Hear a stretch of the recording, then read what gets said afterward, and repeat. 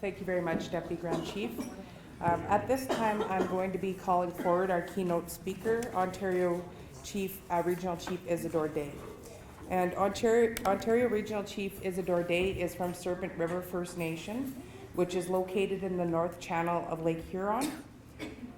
Born in Elliott Lake and raised in the North, Regional Chief Isadore Day worked in construction, commercial fishing, and in the social services setting. Regional Chief's Day post-secondary education consists of social work, business, public administration, and governance. He and his partner, Angela, raise their girls in the North and are committed to ensuring that the North remains a key grounding in their lives. He is strong in his commitments to his community and all treaty regions. Regional Chief Day is an Anishinaabe with strong values and ideals about his heritage and has a strong ability to bridge contemporary mainstream ideals and traditional insights and teachings. He has a very strong affinity and connection to the land. He has been Chief of Serpent River First Nation since being elected in 2005. Regional Chief Day has a combined total of 10 years in leadership. Public service ideas and dedication have seen him involved with various boards, committees, and volunteer positions over the past 15 years. With a list of diverse attributes and skills, Regional Chief Day has been welcomed at many tables to share in his efforts to make constructive change for the Anishinaabe and First Nations at the regional and national level in recent years. Known as a hard hitter on the issues, he has a demeanor that seeks to find ways to highlight and uplift the dignity of others. He believes that youth in general have vision and hold leadership keys for success that need to be tapped and brought to the table and legitimized in formal process. His current and recent posts include various portfolios as Lake Huron Regional Chief, various committees with the Union of Ontario Indians, and Chiefs of Ontario. His work at the national level includes a wide range of files.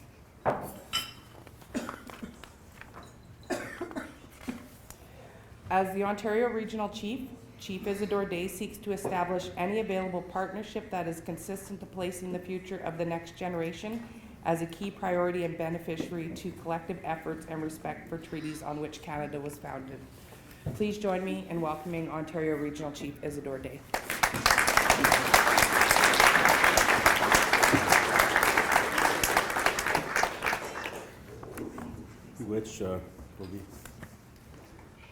Bonjour, Wisquamigasini Indigenous Cause. Nabajing Donji, Gnoje Dodem. First of all, I want to acknowledge the creation, the prayers, the protocols, and the drum that was sounded here in honor of this wonderful day, this celebration.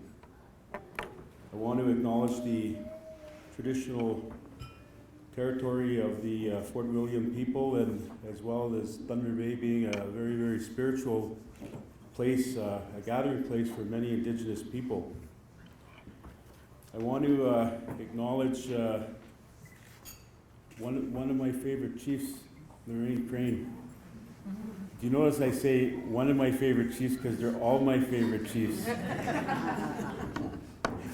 Very careful how I say that because I have 133 bosses in Ontario. And it's really nice to see all the chiefs here with us today, and I want to acknowledge the Deputy Grand Chief Anna Betty for her words and her encouragement for the students. I want to acknowledge as well the elders, the families, and the faculty that are here. And it's really, really encouraging to see these little ones here. And there's Eric at the back of the room. He's 5 years old, like my daughter Wasea. And then this little guy here, I piqued my interest because he has the same kind of hair I do. So I guess I'm in with the hip crowd too, just like him. I want to just take a second here before I get started, and I want to congratulate the students. I want to tell you that it's really encouraging to see all of you. Maybe just a very short story that is left with me. But a few months back, I had the opportunity to meet with some of the students, and I was late because we had another meeting here. But I went to I went to Oshki, and some of these students who were taking ECE, they were late. They were late in the classroom, and they were sitting there, and they were very welcoming, and I was able to talk to them a little bit, and they were able to tell me about what they're doing.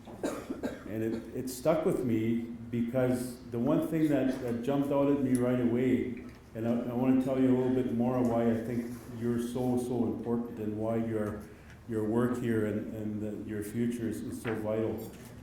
It's because, and you'll remember me saying this for those ECE students that were in that room that evening, you are actually so important in our communities, and First Nation daycares, even though we're underfunded in a lot of cases, our First Nation daycares are second to none. Would you agree? Okay? And the reason is because our daycares are that very first place. You know, when you think about the walking out ceremony of the little ones, it's the very first place out in the world that our little ones go.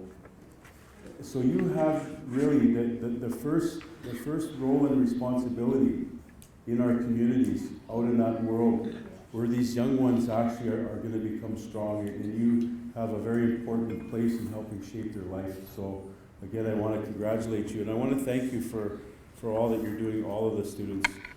I also want to thank the Executive Director, Rosie Mosquito, for all your hard work over the years at Oshki, which the meaning is a new beginning.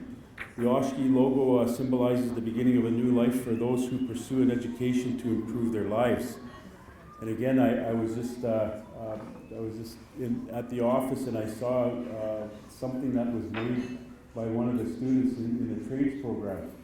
And I don't know who made that, but it was very, very creative. And I think the pride that comes out of this organization, not just through the work that Rosie does, because she speaks very, very highly of the faculty and of the students, but the pride that comes out of the students, I can see it here today, and I can see it in the families that are here, and then the little ones that are here to help with the celebration.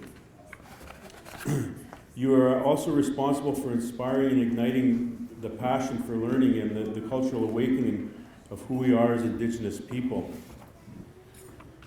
And so maybe what I'll do is I'll talk a little bit, but I've got these really huge notes, and I'm not going to read them because I really think that this really have to speak from where I come from and what I see, and I'm gonna caution my staff not to give me about 18 pages of notes to read to you, because that's not the way we're supposed to do this celebration.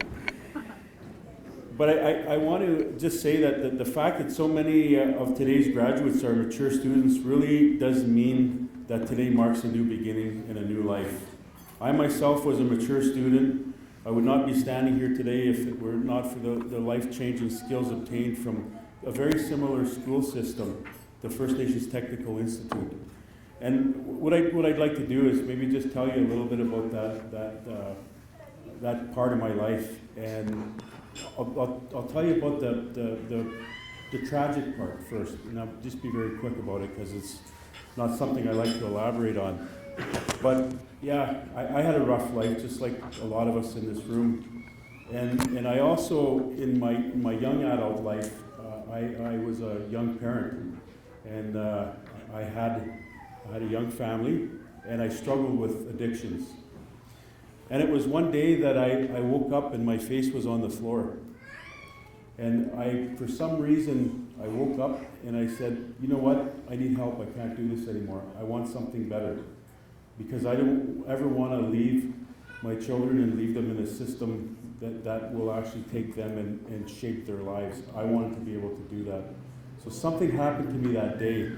And what I realized, and you know, it was Gordon, right, I met with today? It's Gordon? Yes. Yes.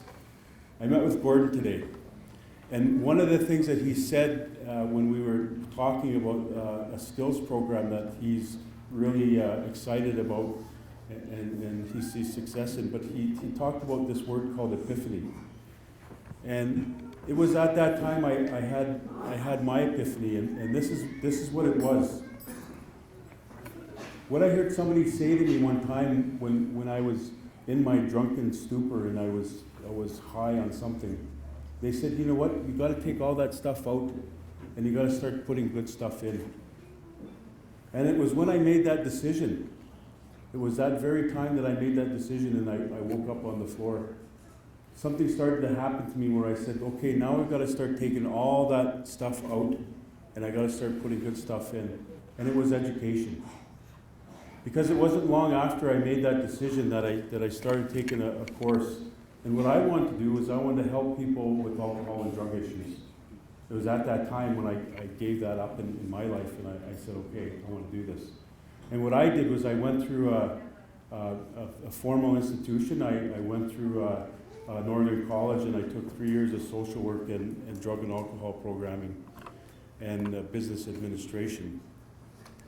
But something as well happened to me in my life where I was really trying to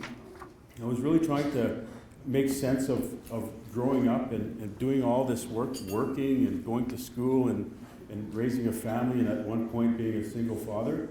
You know, I really I had a hard time. So what I found myself wanting is I wanted more. I didn't just want what Northern College gave me, and I ended up in one of these institutions called the Aboriginal Institutes, of which Oshki is. And that's where my story really started to balloon out, and I'll tell you, that's why I'm standing here today.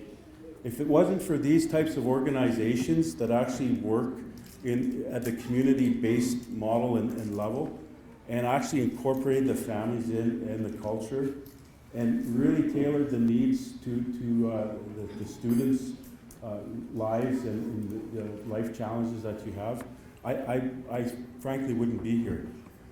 I took the First Nations Public Administration and Governance program, and at that time, you know, the things that I went through, the challenges that I had in you know, sorting my life out, using my education, staying sober, and you know, really just trying to make a life for me and my children.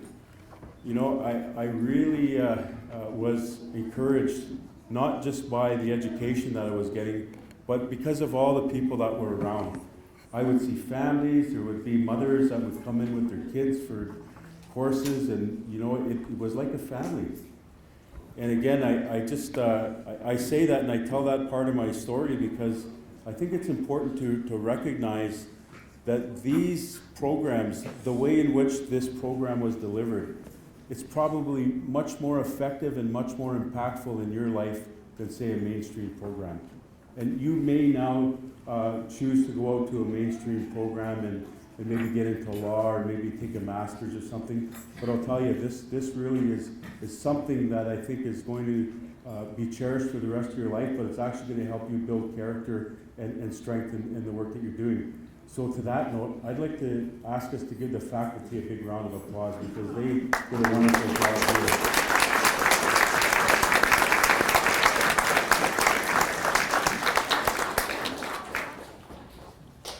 I guess what I'd like to maybe just point out here is a few things, and I'll just wind down my comments because I don't think this is about me telling you all this stuff on the paper and my own story. It's about you today. But what I do want to tell you is that there is something that is going to be important as you go forward, and it's about being investment ready.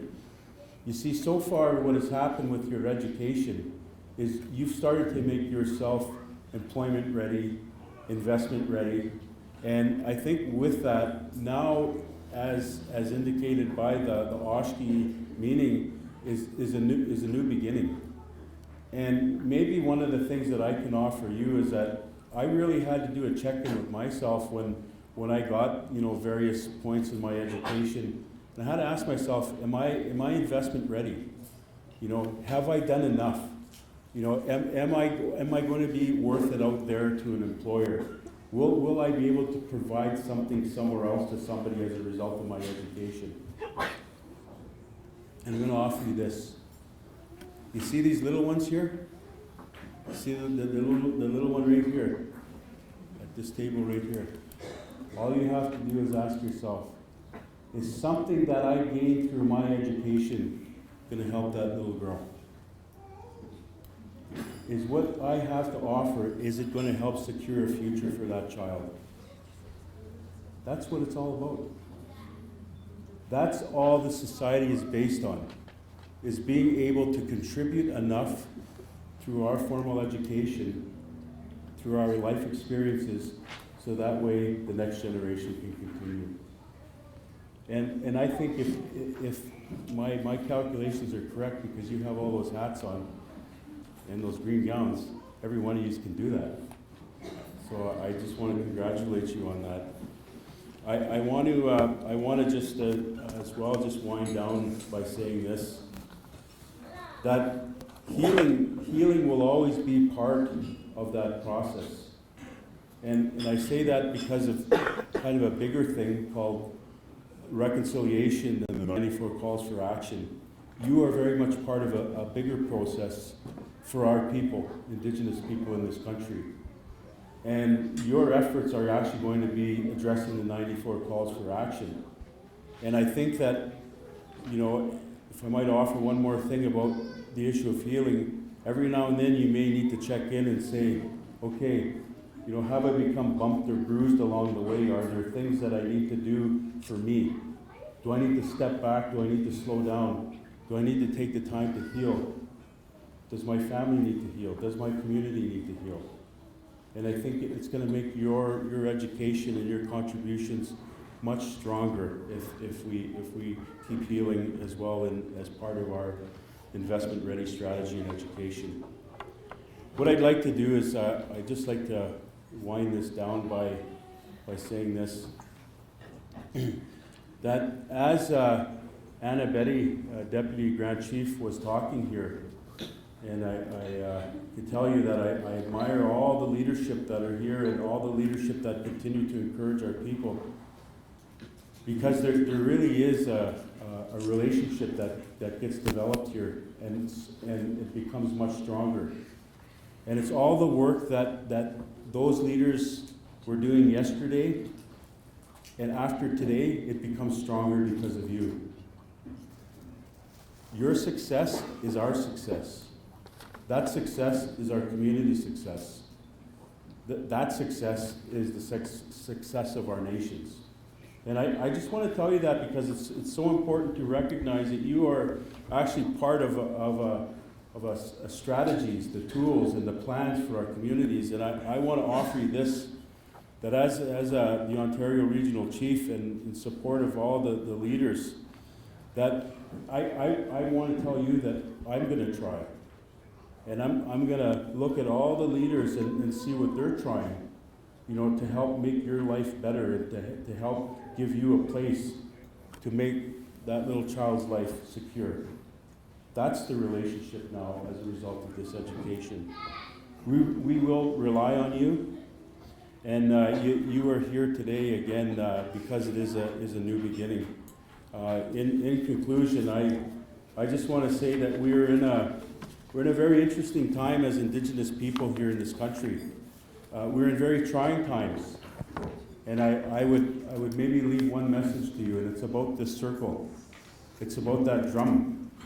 It's about the life cycle of our children, and what they will walk into tomorrow, the week after, the month after that, and years into the future. We are all part of that. There will always be a new beginning. And I think today I can safely say that your education has made the beginning for each and everybody in this room a much stronger beginning. So again, congratulations on behalf of the Chiefs of Ontario, and thank everybody for helping these folks. Round of applause for them.